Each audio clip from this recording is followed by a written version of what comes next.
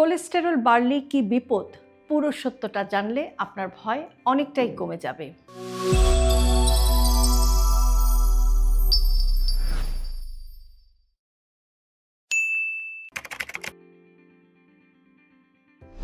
Report হাতে পেয়ে যদি আপনার চোখ যায় একটি শব্দের দিকে, আর সেটা হচ্ছে কোলেস্টেরল, তাহলে এই ভিডিওটা আপনার জন্য।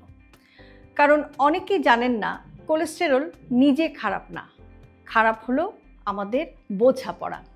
আজকাল এমন মানুষ খুঁজে পাওয়া খুবই কঠিন যার রিপোর্টে কখনো কখনো কোলেস্টেরল বেশি আসেনি। কোলেস্টেরল আসলে কি?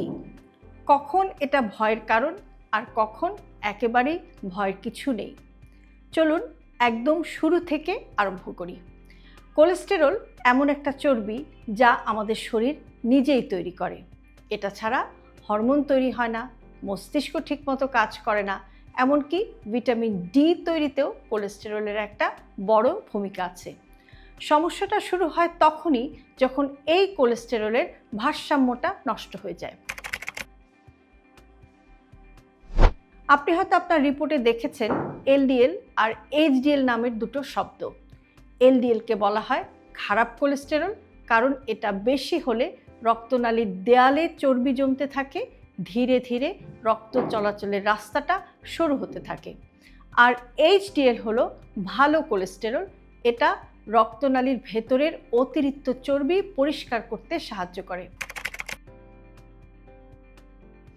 অনেক সময় মানুষ বলে যে আমি তো তেল চর্বি খাই না, তাহলে কোলেস্টেরল বাড়লো কেন? কারণ শুধু খাবার নয়, জীবনযাপনও এখানে অনেক বড় একটা ভূমিকা রাখে। সারাদিন বসে থাকা, শারীরিক পরিশ্রম না করা, অতিরিক্ত স্ট্রেস, খারাপ ঘুম, এসবই কোলেস্টেরল বাড়াতে পারে। এবার আসি সবচেয়ে কমন ভয়ের কথায়। কোলেস্টেরল বেশি মানে কি হার্ট অ্যাটাক বা ব্রেন স্ট্রোক? উত্তরটা হলো সবসময় না।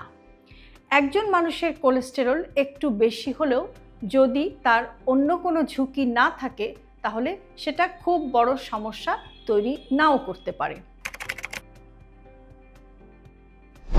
কিন্তু যদি কারো ডায়াবেটিস থাকে, সাথে ব্লাড প্রেশার থাকে, ধূমপানের অভ্যাস থাকে, অ্যালকোহলের অভ্যাস থাকে, পরিবারে কারো হার্ট ডিজিজের ইতিহাস থাকে, পরিবারে কারো যদি হার্ট অ্যাটাক বা ব্রেন স্ট্রোকের ইতিহাস থাকে, তাহলে একই কোলেস্টেরল কিন্তু বেশি ঝুঁকির কারণ হয়ে দাঁড়ায়। এই কারণে ডাক্তাররা শুধু রিপোর্ট দেখে নয়, পুরো মানুষটাকে দেখে সিদ্ধান্ত নেন। এবার খাবারের কথায় আসি। অনেকে মনে করেন যে সব তেল চর্বি একেবারে বন্ধ করতে হবে। এটা একটা ভুল ধারণা। শরীরকে ভালো রাখতে ভালো চর্বিও কিন্তু দরকার। মাছের তেল, বাদাম, অলিভ অয়েল এগুলো পরিমাণ মতো খেলে কোলেস্টেরল ব্যালেন্সে থাকে। সমস্যা হয় যখন আপনি ভাজা পোড়া, ট্রান্স ফ্যাট, অতিরিক্ত মিষ্টি, সফট ড্রিঙ্কস এগুলো বেশি বেশি খান। এখন আসি হাঁটার কথায়। প্রতিদিন 30 মিনিট হাঁটা এমন একটা অভ্যাস যেটা এইচডিএল বাড়ায় আর এলডিএল কমাতে সাহায্য করে। ওজন একটু কমলেই কোলেস্টেরল অনেক সময় নিজেই কমে যায়। এখন বলবো ওষুধ নিয়ে। সবাইকে কি কোলেস্টেরলের ওষুধ খেতে হয়? একদমই না। অনেক মানুষ আছেন যাদের শুধু জীবনযাপন বদলালেই ওষুধ ছাড়াই কোলেস্টেরল ঠিক হয়ে যায়। কিন্তু যাদের আগে হার্ট অ্যাটাক বা ব্রেন স্ট্রোক হয়েছে, তাদের ক্ষেত্রে ওষুধ জীবন রক্ষাকারী।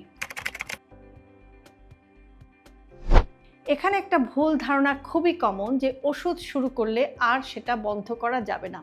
আসলে ওষুধ শুরু বা বন্ধ করা দুটোই নির্ভর করছে আপনার ডাক্তারের সিদ্ধান্তের উপর। নিজের ইচ্ছায় ওষুধ বন্ধ করলে ঝুঁকি আরও বেড়ে যেতে পারে। আরেকটা খুবই গুরুত্বপূর্ণ কথা, সেটা হচ্ছে যে কোলেস্টেরল কমানো মানে শুধু সংখ্যা কমানো না। লক্ষ্য হচ্ছে আপনার হার্ট, ব্রেইন আর রক্তনালীকে সুরক্ষিত রাখা। এই কারণেই কখনো কখনো কোলেস্টেরল খুব বেশি না হলেও কিন্তু ডাক্তার আপনাকে ওষুধ দিতে পারেন।